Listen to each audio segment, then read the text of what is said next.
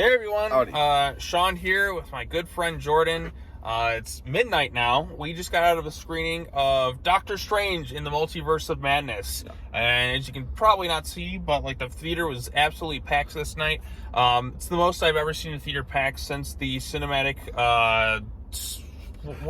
masterpiece brilliance of Morbius. Because Morbius fever took over the world, and it made like the first movie to ever make $1 trillion at the box office, and it just like Morbius sweep, man. Like Morbius changed Grand Slam, level film. Right. So now after that, it's like what's even the point anymore? Yeah. So now we have to actually get other movies until we wait for them to make Morbius 2, 3, 4, 5, 6, and 7. Yeah. But yeah, so now we just got to see Doctor Strange 2. Third most crowd I've ever seen this theater. The only other time more crowded, I think, besides Morbius, so the second most, was when everyone was storming out of the theater after watching Last Jedi in tears. Train disappointment that came from that. Yeah, exactly. Yeah. There you go again with that fucking movie every single time. It was really packed that night. Right. And sad. And sad. Look at him. He's still bringing this up. Like, what is it, 5 years later at this point? God. Never forget. Never forget.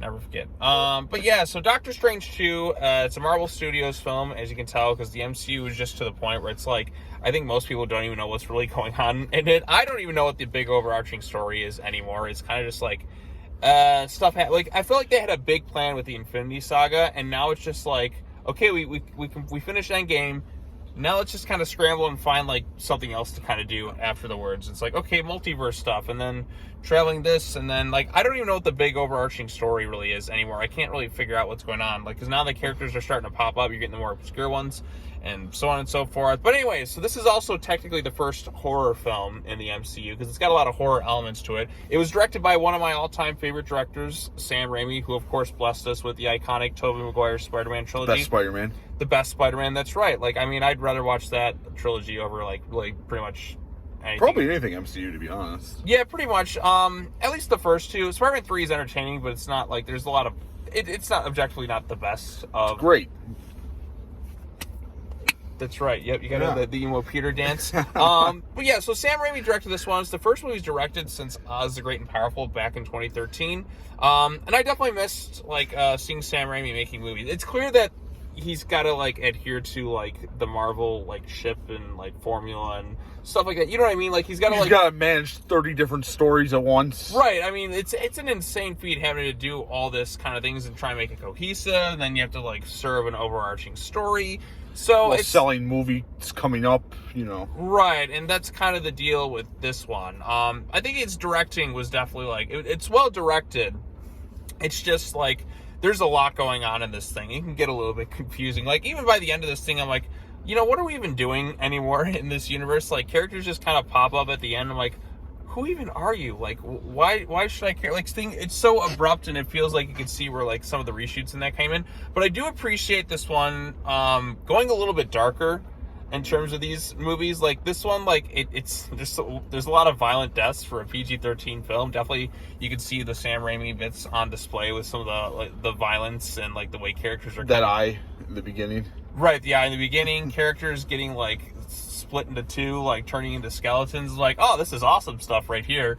The action was pretty good in this movie. Yeah, action's pretty good. I liked when they traveled through the multiverse.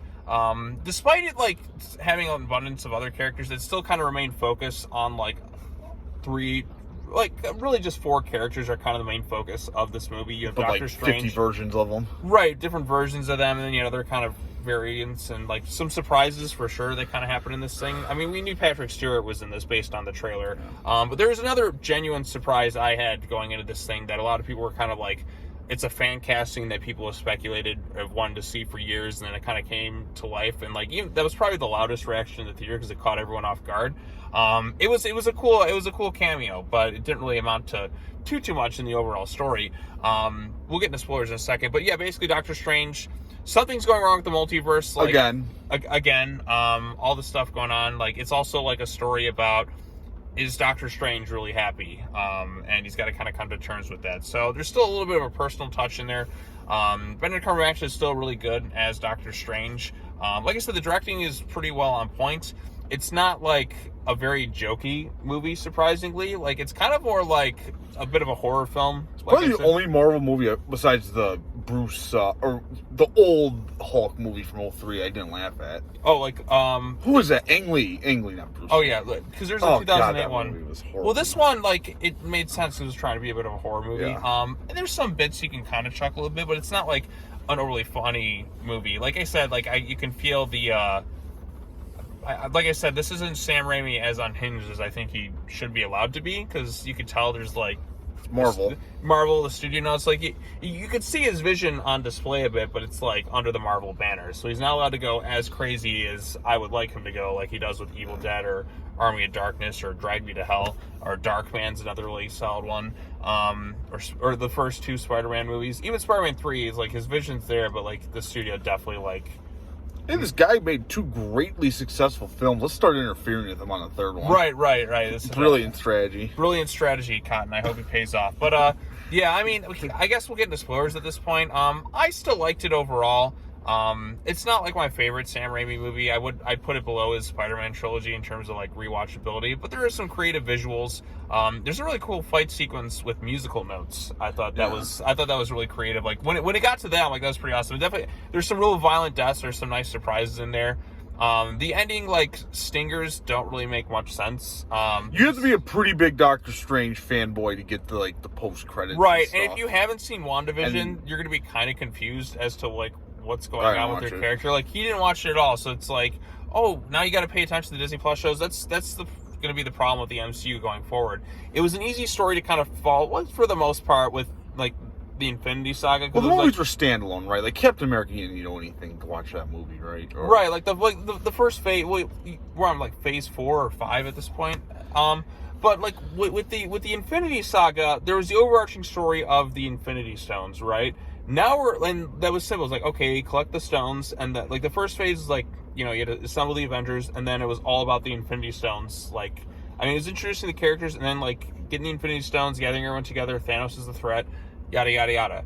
Now it's like, we've had so many new movies and like Disney Plus shows at this point. I don't know really what this next overarching story is going to be. Like, I guess it's the multiverse stretching, but it's like, it's kind of hard to follow. Like, the other ones were kind of simple. It's like, get the little stones, and then Thanos wants it, snap the universe in half, assemble the Avengers to stop them. Now it's like, multiverse. It's well, now I guess it gives them the way to go infinite directions, literally. I mean, right. It'll go on forever and ever. They can make new Captain Americas for all we know.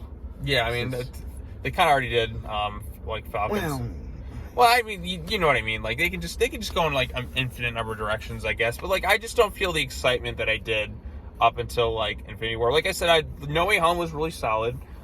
Even No Way Home, though, it still was like, confusing with this multiverse stuff, I think, to a degree. Right. Well, No Way Home works because you bring back Tobey Maguire. You factor in nostalgia, and you get people excited on right, it. and you had a great, and Willem Dafoe came back, and he was amazing as always. Like, Willem Dafoe was the best part of that movie. But yeah, and there's some good bits in that. Like the first 20 minutes or so, No Way Home is like, it's like, okay, it's kind of the same shtick that you had in Far From Home, and then anyways, this movie. So, like I said, I wanted this one not knowing as much. I saw the trailer. We knew Professor X was going to be in it. But the big surprise for me, I was always wondering, like, okay, who's the villain and what is the real kind of plot of this thing? I'm glad I went into this thing kind of blind, because I had no idea that the main villain of this movie is, surprisingly enough, is Wanda. That's right, the character we've been following since Age of Ultron. Like, I've never been a huge fan of hers. But this is the Wanda I can get into. Like, the straight up, like, murderous, psychotic villain, who murders the Illuminati, like another multiverse bit. Like, Charles Xavier shows up, Patrick Stewart, dead again for the third time. The biggest surprise, honestly, was the appearance of John Krasinski as Mr. Fantastic, though, because that's a fan casting people have been asking for, like, online for, like, so long at this point, and then he just abruptly shows up. It's like, oh, shit, didn't expect to see that. So that was a cool appearance to see. Like I said, action's pretty creative in bits too. But yeah, Wanda is the main villain of this movie. She's trying to get American Chavez, who's a character I'm not familiar with, that can apparently jump multiverses with their power. That's what they're going to sell you on as the next big Marvel character, but no one really knows. Yeah, I have no idea. Are. Like, I mean, the actress was fine in the movie. Like, I didn't really have any complaints about her. Like, they didn't, like, I mean, she's not really fully fleshed out much. She's just multiverse jumping, and then Wanda used a book of the dark arts or whatever to, like, try and find her so she can find your kids. Like, your kids were never real to begin with, but, like, the Scarlet Witch persona of hers is kind of taken over. Why don't she just make kids? She has magic. Like, right, know. She can make new kids. She can, she's not bad looking. She can, like, hook up with somebody and, like, make some babies there, but she can control her mind. She can pick anyone she wants. Yeah, like there's a lot of plot holes in this. Right, she can just create somebody from, like, magic, and like I said, there's a lot of, like, stuff that doesn't make much sense. Don't think too hard about this, I guess. I don't know. Like I said, that was kind of ridiculous. Captain Carter from, like, there's some characters from, like, the What If show, and Captain Carter, still dies in this movie too. She gets a brutal death. She literally gets split in half with, like, the shield. Like I said, there's a lot of awesome violent deaths. Well, that's how many who's died more? Her or Xavier? They're like at 3, aren't they? She dies in First Captain. No, she didn't die in the first Captain America movie. She died in Civil War. Oh. And then she died in this. And she died in Infinite too, didn't she? Did she die of old age? No. She died. Oh, she might have. I don't know. They're gonna keep killing her, basically. No. Patrick Stewart has died 3 times now. X3 at the hands of Jean Grey. Oh, they could. Yeah, we don't want to talk about that movie. Your favorite movie, X-Men 3, X-Men United. Then again in Logan, which was. I don't know how that timeline works either, to be honest, but nobody Logan's understands great. the timeline. Well, no, Deadpool fixed the timeline. Yeah, Deadpool. Yeah, sure. Why not? Yeah, Logan was when he died, and then the third one movie. is this one. Yeah, Logan's still, like. Yeah, why aren't we watching Logan? We should go home and watch that movie right now. That's a great movie. Logan is a fantastic movie. But yeah, like I said, there's some crazy stuff that happens in this thing. There's another variant of, like, Captain Marvel, and I think there's a character from that Inhuman show that nobody Wasn't liked. Captain Marvel the lady from Black Panther? I didn't. No, it was I can't remember. I don't know. She was like some other variant. I don't know who the other person was. The guy with the pitchfork on his head. Who was that? I think there was a character from the Inhumans TV show that show that nobody liked. Everyone just tries to. Like, not the... I don't know. They will sell you on any character they can at this point. Right. They've tapped out, like, all the main characters. Thor is pretty much, like... Thor's getting replaced next movie, isn't he, basically? He's going to get replaced by Jane Foster, who, like... Oh, joy. Jane Foster in these movies has sucked, though. Like, she has not been good at all. Like, when she was not in Thor 3, everybody was cheering, because then they brought in, like, Valkyrie, and it was, like, they had other people coming in, like Thor's sister. I'm like, okay, this is, like, more fun. Man, like, now we're at the point where I'm like, I don't even know, like, what's even happening at this. Oh, yeah, that's right, Loki, the Loki TV show. I forgot about that. Ooh. And then because Multiverse, like, the Multiverse thing has just gotten so out of hand crazy to the point where it's like, I can't follow the storylines, like, as well as I used to. Like, it's so much more confusing trying to get into, like, this universe anymore. This movie reminded me of another movie reviewed recently, The Matrix 4, where it's, like, 70% exposition and it still doesn't make any sense. Or makes very limited sense. Right. I don't know. That's my take. Yeah, like, they have to go, like, universe hopping. Like, this one, I mean, I could follow it okay, I guess. Like, they have to get, like, this... I'm thinking back to it, it's kind of like The Mummy. Like, there's the good book, there's the Book of the Dead, and the Book of the, like, the Living. They need, like, one of the... Sam Raimi loves his books, too. I mean, the Necronomicon. The Necronomicon, Ex Mortis, Evil Dead. Evil Dead's a much better... he wanted to make this Evil Dead, basically, with Marvel. And you know what? No. Evil Dead's, like, funnier, though. Like, he's clearly, like, restrained a bit in this. Like, I mean, he's allowed to go crazy with a lot of visuals and camera work, which is definitely, like, unique instead of, like, these boring static shots that are kind of forgettable. Because, like I said, there's some creative and cool action sequences in this one. Definitely, like, more interesting than a lot of the other, like, films that have kind of come out recently within Marvel. Because, like, a lot of the action scenes and... after the first one's just kind of an average action sequence, but when he's allowed to kind of go crazy with the reality bending and stuff. Yeah, the part where he fights the Illuminati looked pretty good. Right, and then when he fights like his doppelganger, like the end, where like the fourth doppelganger of the movie. Right, like the one where he's fighting with the musical notes. That was a really cool action sequence, and it was like the sound would come out like, okay, that's pretty cool. That just feels like okay, Sam, you do your thing at this point. So like I heard there was a lot of like because originally it was supposed to, like, the first Doctor Strange director left due to creative differences. They didn't even have a script ready by the time they started filming this thing. That's pretty clear. It's pretty clear that they didn't. But Sam Raimi, once again, trying to work his magic around all that stuff. I thought the directing was good. Yeah, like, directing, there's no issues with the directing. And, like, the acting was good, too. Yeah, the acting was good. Like I said, Elizabeth Olsen's a much better villain than she is the Widow. I'm saying straight up from somebody who's not been a huge fan of Wanda in these movies. I didn't give a shit about her in Vision. I didn't give a shit about her in this. No, that's what I mean. That's what made it great. Is she's like a straight up psychotic villain, and she's just. And like, I still don't care. That's what made it better. Like, she's literally like killing all these different people, and she's going hardcore, like, psychotic. Like, they have like those moments where she'd be kind of creepy and like. What, is she creepy though? She's like as creepy as like a soccer mom, like chasing after you. Like, come on. I mean, when her body's like contorting and stuff, and then she's like haunting people. Like, she's not like full blown scary, but she's like. There's some cheap jump scares in this movie, but. Right. But like, there's some more, I guess, more creep. Like, there's more horror elements to it, and I appreciated that about it. Like, I do wish Sam Raimi was allowed to like make her straight up like a Deadite, because Deadites. What I love about Deadites is they're kind of the undead zombie-ish, but like they're such assholes like the whole time. Like, they will talk shit to you like the entire time. Sure. So yeah, there's also some Bruce Campbell cameos. He's the funniest part of the movie, where he just beats the shit out of himself, which is like straight at the very end. Yeah. Yeah, like you say, if you're a Bruce Campbell fan, like I'm a mega Bruce Campbell fan. Like, he's just the best and everything. Like, he's great in Spider-Man when he shows up in all 3 movies as a different character. Obviously, Ash Williams is my favorite horror character of all time. But yeah, I mean, is there anything else you like, observations or things you want to say about the movie, or just like, what do you think is going on with Marvel anymore? It seems like Marvel's unique, right? And there's clearly a logical conclusion to this movie, which was the Thanos movie, right? They wrapped up Iron Man, Captain America, some of the other ones, but they still kept going, which we haven't really seen, especially with like 30 movies in the series or whatever they're at now. I've lost count. Like, we've had too much, I think. And a bunch of TV shows and whatnot. So they're going. It's clear they're trying to wrap up Doctor Strange. I think he'll probably be the last main hero from the Avengers we have left. If you want to call this D-list character a main character. The only one left is Thor.